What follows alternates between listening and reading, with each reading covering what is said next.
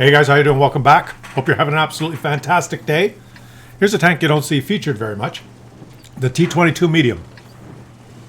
One of the reasons it doesn't get featured very much is because it has the stigma of being the cheater's reward tank. Now, not implying anything about Asus Grease from the Wheeled clan, who's going to be showing us how this thing dominates on the battlefield. Now, recently it's been for sale and different ways of getting it.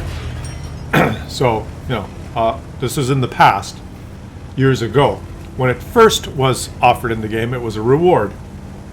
And the way you could get it was by playing a mode that required you to do many, many different missions, which were, some were cooperative missions, and some were very, very difficult missions, achieved in this mode where you would drive somewhere and collect a flag and deliver it to another location. And some of the missions were so ridiculously difficult that they were virtually impossible to do. And the missions were designed so that they were so impossible that this thing would be so rare to get, as rare as it is to get the Object 279E.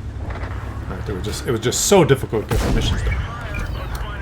But as there are people who cheat to get the Object 279E now by hiring boosting companies to do it, back in the day it was easy to cheat to get the missions done because you could just do it with a couple of platoons. There's so little interest in the mode that you needed to complete the mission because the mode was stupid. But the missions were ridiculous. Do 5,000 damage to this, do that. There's so many missions as well. But if you had if you were in a clan and you could get together 6 platoons and late at night just launch the mode, because there were so few people playing, you could end up with all 6 platoons in the one match. So then you just cooperate. My mission is to deliver these 5 flags. Don't shoot me. My mission is to do 5,000 damage on heavy tanks. Can you? And then you could respawn in this mode, right? You would die and respawn. So you just tell your friends that are on the opposing team, line up your E100s sideways and let me farm you till I get my mission done, and then you can go deliver the flag. If you're delivering the flag, get yourself a fast tank and we'll just let you do that, and blah blah blah. Anyways, people cheated and got the missions done. And Wargaming was quite upset, as were a lot of the players that didn't get one.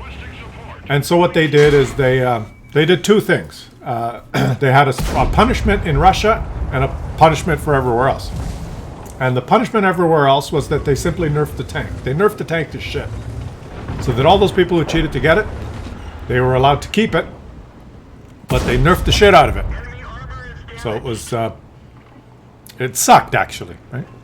And in Russia, what they did is they nerfed the tank just like everywhere else, but the people that they deemed cheated, they banned them. Because in Russia, we slap pee-pee. And North America, good paying customers, and the EU, we do not want to upset you because you pay bills. So we let you keep tank, but we nerf tank. And then the tank drifted into obscurity for years. Only to be rebuffed, and reintroduced to great fanfare. And there's different ways of getting it. And now it's back. It's back.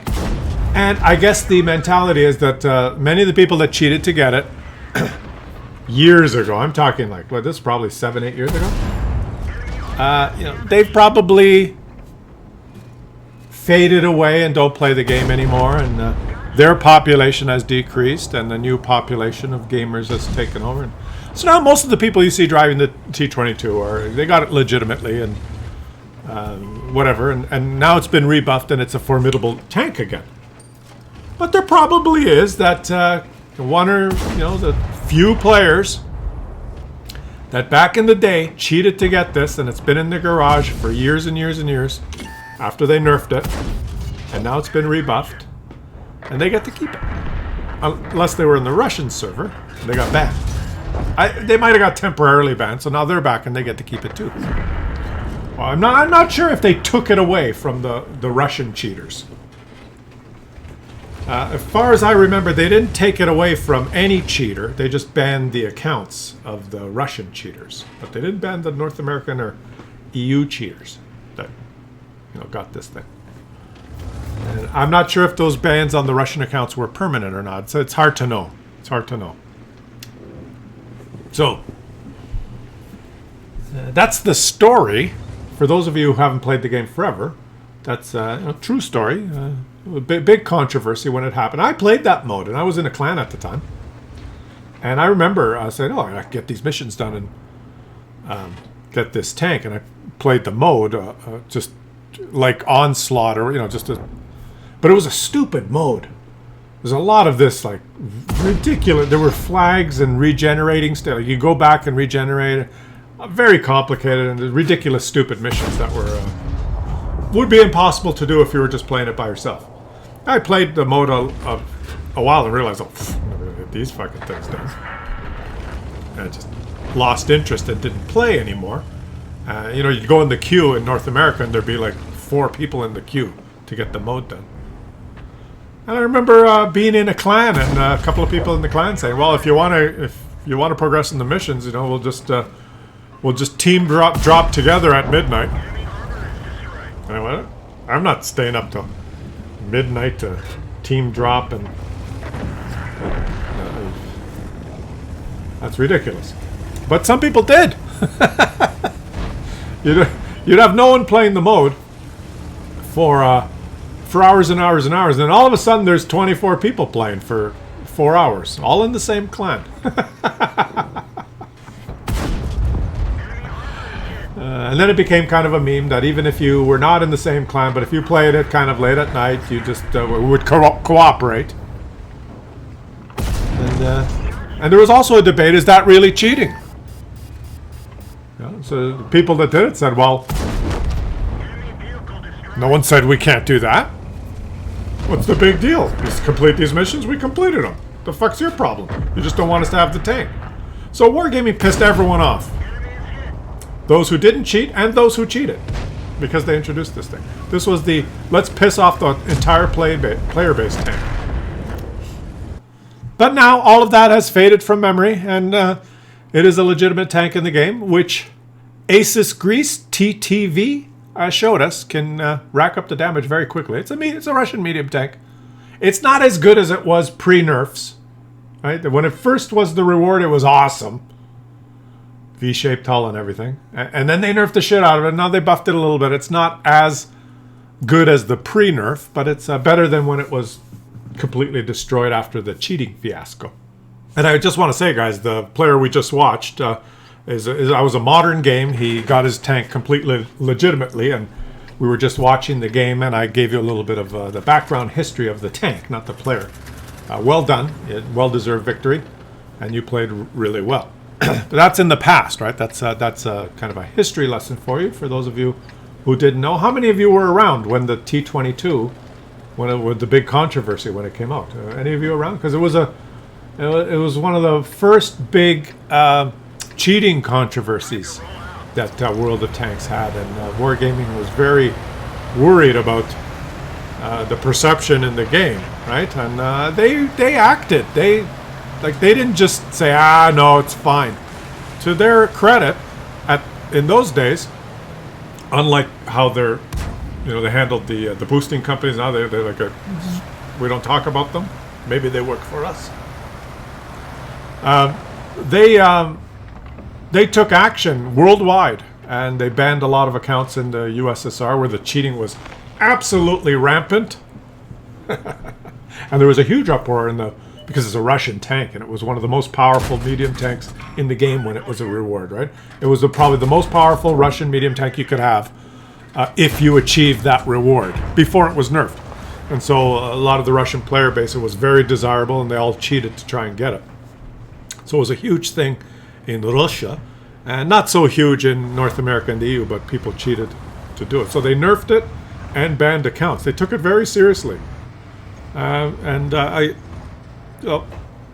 They probably unintended too. They thought, well, everyone's going to love this mode. It's a new mode. They wanted people to play the new mode, so they provided a really good reward. So their whole thought process was logical. I don't fault them for we're going to do a new mode. No one's going to play. Why don't we have a really good reward? That'll give people incentive to play. But we'll make the reward difficult to get. We'll make it really difficult. Right? So that was their thought. And fine. They didn't realize that the game is played by a bunch of fucking cheaters. So it wasn't really Wargaming's fault. Right? So then a lot of people started complaining. The guys that didn't get it, because when people earned that reward, they'd start playing random matches, and that thing would just make mincemeat out of everyone. Like I said, at the time, it was the most powerful Russian medium tank in the game, and only the cheaters had it. So they reacted, right? Which is commendable. How times have changed, because now one of the most powerful tanks in the game, the Object 279E, everyone knows. A lot of people that drive, not everyone, but a lot of people that drive them. There's some that have it legitimately because they're very good at this game. They deserve it. But there's a growing number of players that have it now that simply cheated and hired a boosting company to do all the missions, and they'll rig the matches or rig the outcome. Not the outcomes of win or loss. They'll rig the match to achieve the get the mission done. If they have to do 8,000 damage to heavy tank mission, they'll platoon with platoons of heavy tanks on the enemy team, and they'll allow themselves to be farmed. You've seen the videos, right? There's always ways to figure it out and cheat, and do it in an unorthodox, conniving, nefarious manner, right? But even they will say, well, in their advertisements, they'll say, well, we don't cheat. We're playing within the game rules. We don't use mods. We just roll. It's not cheating that we have 6 platoons of 3 heavy tanks sinking and dropping, and 3 of those players end up on the enemy team in their mouses, and then they sit sideways at A1 while I shoot them with my Leopard in that bush that I know they're in because I'm on TeamSpeak with them. That's not cheating.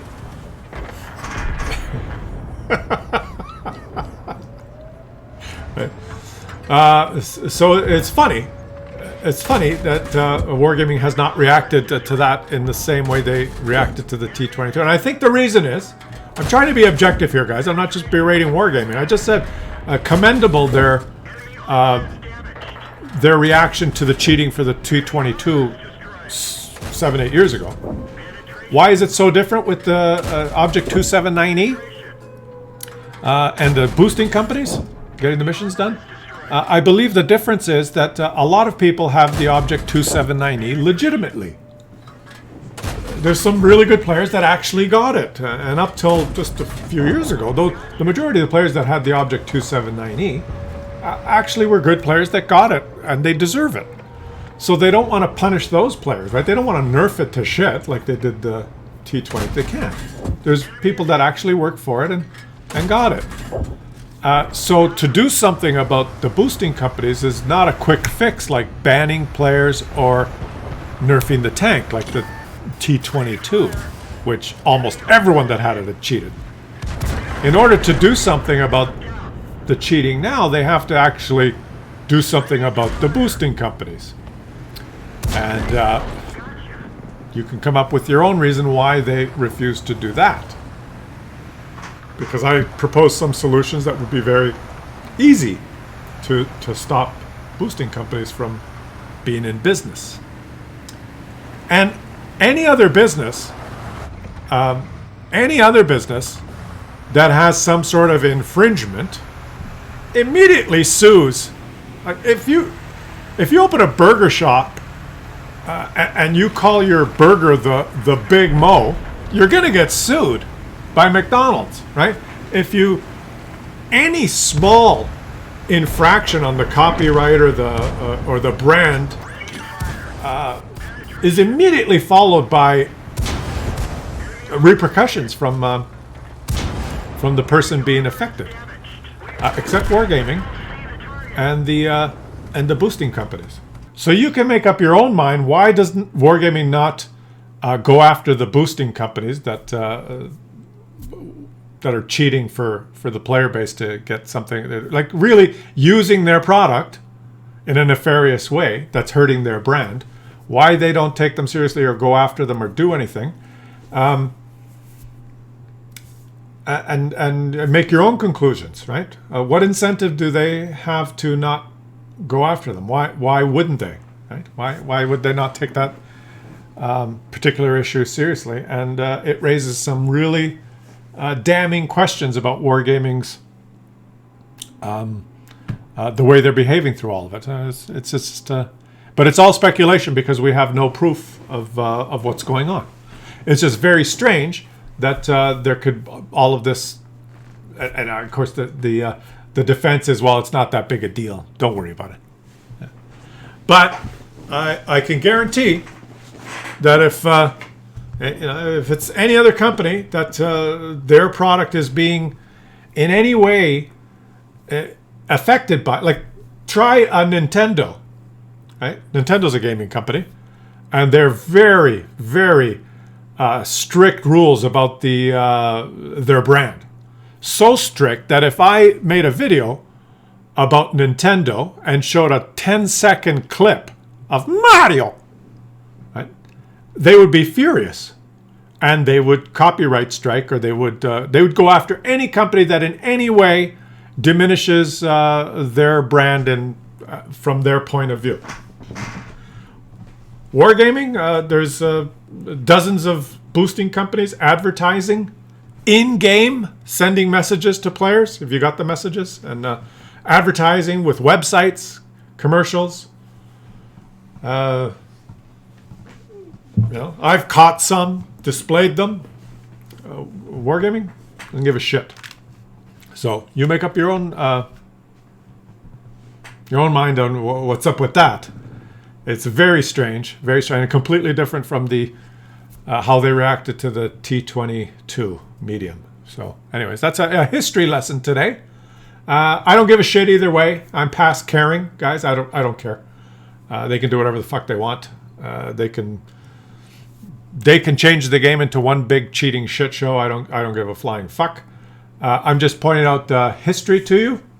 That's how a little bit of a history lesson today, and some of you newer players, a little bit of history of the game, and some of you veterans will go, yeah, I remember that. And leave some comments to get an interesting discussion going in the comment section.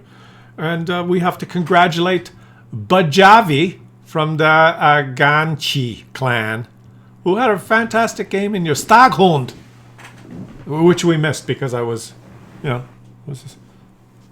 just chatting with the viewers. I'll catch you guys on the next one.